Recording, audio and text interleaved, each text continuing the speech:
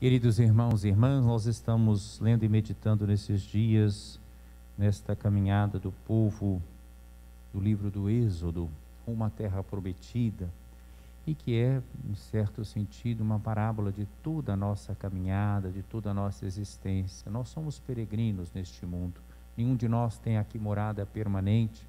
Estamos rezando hoje também, como é frequente acontecer, por falecidos, né? 7º dia, 1 ano, 1 mês. Ninguém tem morada permanente aqui. Somos peregrinos, como o povo de Israel foi peregrino e passou pelo deserto. Então aquilo que acontece no deserto não é só um fato lá do passado, da história, para a gente ser informado, mas é iluminador sobre a nossa vida. O povo que foi caminhando com Moisés e passou a pé enxuto pelo Mar Vermelho, começou a se impacientar. Não se diz que o povo estava passando fome, não, né? Mas se diz que o povo começou a ter saudade das panelas de carne e das cebolas do Egito. E vamos falar a verdade, a gente nem sabe se eles tinham assim tanto essas panelas de carne e cebolas, porque lá eles eram escravos, eles eram oprimidos, né? Mas nós temos a tendência, às vezes, a idealizar situações, né? Então parece que eles têm saudade de um período em que eles eram oprimidos e servos, mas porque pretensamente teriam algum conforto, e não era assim também lá grande coisa, mas diante daquelas dificuldades que estavam enfrentando na caminhada, e começaram a murmurar. Murmurar é a atitude que muitas vezes nós temos quando nos falta confiança em Deus, quando nós somos autocentrados, quando nós não acreditamos na providência de Deus e não conseguimos olhar com mais profundidade, iluminados pela palavra de Deus. E o Senhor então se manifesta a Moisés e a Arão, e então Deus resolve alimentar esse povo com esse alimento misterioso, maná, que é a tradução para nós da pergunta que eles fizeram: o que é isto, né? O Senhor providenciou este alimento misterioso que caía pela manhã e que eles não conheciam, e começaram então a viver deste alimento. E ainda à tarde vieram aquelas codornizes, né, que forneceram ao povo de Israel carne, né? São vários os momentos na história do povo de Deus, de murmuração, de ingratidão, de esquecimento dos benefícios. Não é diferente da nossa vida, né?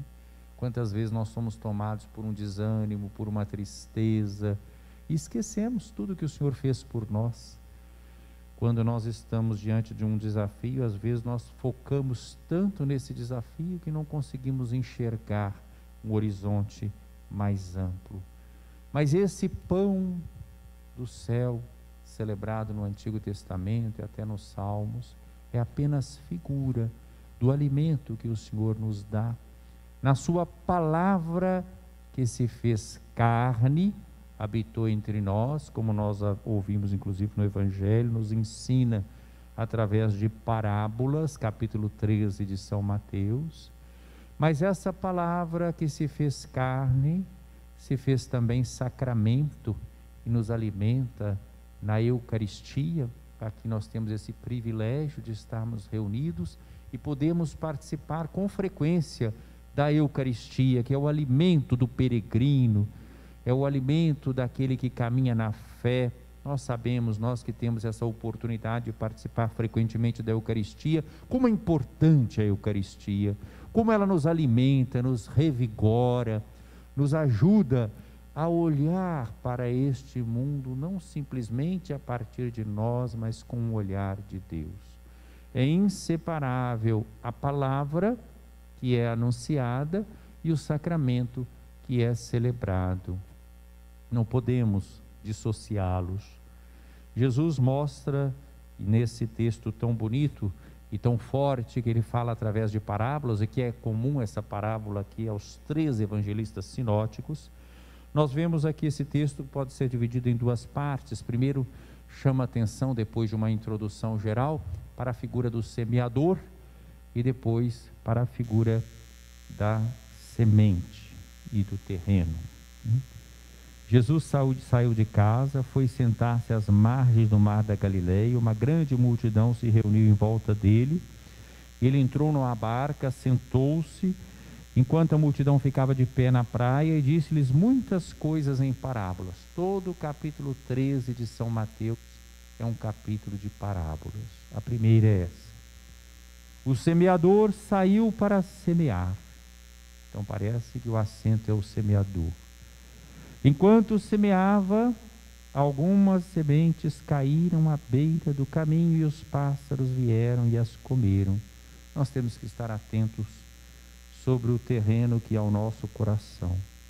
Como nós acolhemos a palavra de Deus? Porque às vezes podemos estar até participando da liturgia, até acompanhando a pregação da igreja, mas parece que nós escutamos de forma negligente, displicente. Então a palavra é como a semente que cai à beira do caminho, os pássaros levam. Não fica nada dessa palavra, ela não tem efeito transformador, performativo, no sentido de orientar a nossa vida. Os pássaros levam. Então uma palavra ouvida na superficialidade. Mas há também as sementes que caíram no terreno pedregoso, onde não havia muita terra. As sementes logo brotaram, a terra não era profunda, mas quando vem as dificuldades, o sol apareceu, elas não aguentaram, porque não tinham raízes. Outros evangelistas falam até que é recebido com alegria, né? O entusiasmo. Nós até usamos essa expressão aqui na linguagem popular, fogo de palha, né? Fogo de palha parece uma coisa que parece que é forte, quando põe um pouco, mas acaba logo, né? Porque não tem consistência. Então essas sementes que caem num terreno que não tem profundidade. Os primeiros escutavam de forma displicente, superficial, nem escutavam direito. Os segundos, eles não têm profundidade, é um entusiasmo passageiro. Mas tem um outro grupo, então são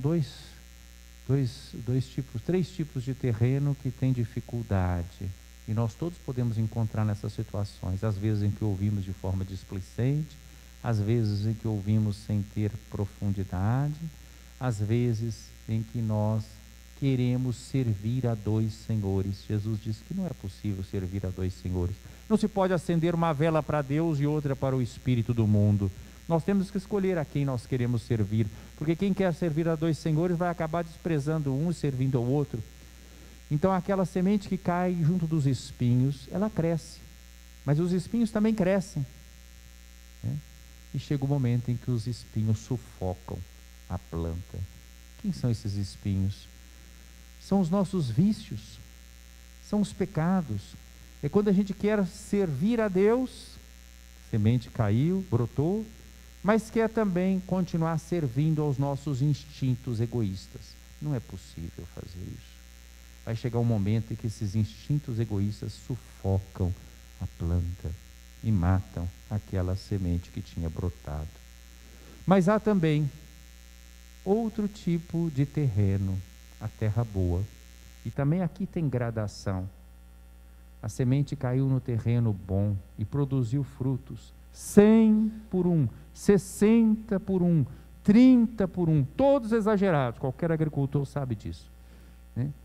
Mas, mesmo nessa gradação nós vemos quem produz 100 por 1, quer dizer, parece que é acolhida, porque a história da salvação é assim, a graça de Deus é sempre eficaz, a semente é boa, ela tem uma potencialidade, mas agora depende do terreno, da forma como nós ouvimos, acolhemos a palavra. Não é ouvimos no sentido de entender tudo, não é no sentido de que eu tenho doutorado em Sagrada Escritura e em teologia e eu posso então entender tudo, não é isso não. Outro dia eu refletindo aqui sobre São Boaventura, doutor da igreja, né? Ele falava isso, que aquela velhinha mais simples, ela podia ter uma experiência mais forte de Deus do que um mestre em teologia, um doutor em teologia. Até lembrei daquela história do Frei Egídio que saiu lá gritando: ó velhinha, né? Ignorante, né?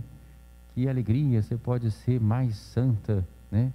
do que o Frei Boaventura, que era doutor, né? Então, é verdade, é isso mesmo, porque o terreno, sendo bom, pode produzir 100 por 1. É o que os santos fizeram. É o que a Virgem Maria fez, aquela que por excelência escutou a palavra de Deus. Eis aqui a serva do Senhor, faça-se em mim segundo a tua palavra. Ela viveu da palavra de Deus. E não teoricamente, ela vai servir Isabel, ela vai acompanhar Jesus em todas aquelas situações desafiadoras do seu nascimento em Belém, a apresentação no templo com aquela palavra profética de Simeão, a fuga para o Egito, a vida oculta em Nazaré, depois a vida de Jesus pública que implicou na separação da sua família, depois o momento da paixão ao pé da cruz, depois com a igreja nascente, assumindo a função de mãe da igreja. Por fim ela vai ser então glorificada, vive da palavra, né? Então produz 100 por 1, né? Tudo aquilo que a pessoa tinha de potencial se realizou pela graça de Deus, porque houve essa acolhida generosa. Outros produzem 60, outros 30.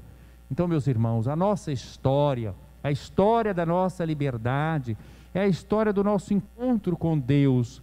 Nós não escrevemos a nossa história sozinhos, é a história da graça que fecunda a nossa liberdade. Conforme nós respondemos, nós vamos produzindo frutos, 100 por 1, 60 por 1, 30 por 1, né? Vamos acolher a palavra de Deus em nossa vida. Não vamos brincar de ter fé e de ser cristãos. Que essa palavra seja o alimento nosso. E essa palavra se torna um alimento tão forte que ela se torna sacramento, como nós celebramos na Eucaristia.